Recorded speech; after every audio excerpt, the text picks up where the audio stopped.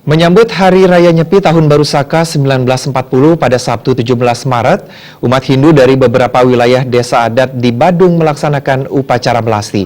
Khusus di Pantai Munggu, terpantau sejak pagi umat sudah melaksanakan upacara melasti.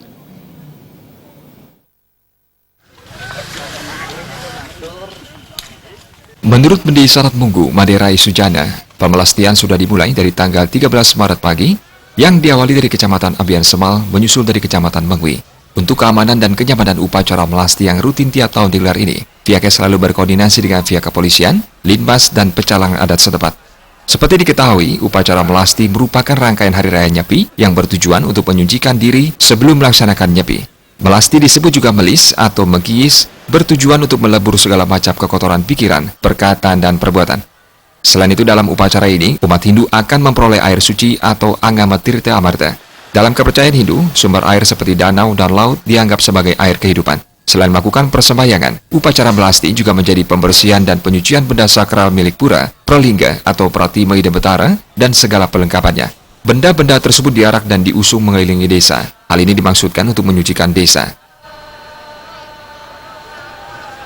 Pemelastian di Pantai Munggu merupakan rutin dari beberapa desa adat yang wilayahi Kecamatan Abian Semal, Mengwi, juga ada dari Tabanan, itu dari Desa Belayu. Keamanan kita koordinasi dengan pihak kepolisian atau pihak terkait.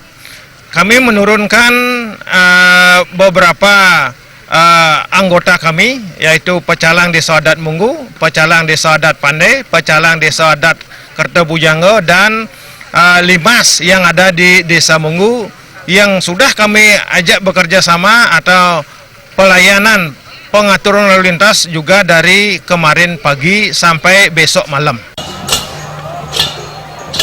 Rai Sujana menambahkan dalam upacara ini, masyarakat dibentuk berkelompok ke sumber-sumber air tidak hanya ke laut, danau pun bisa dilakukan untuk pemelastian. Diharapkan nantinya pada hari suci Nyepi berlangsung tentram dan damai, tidak ada gangguan dari oknum yang memprovokasi umat di Bali.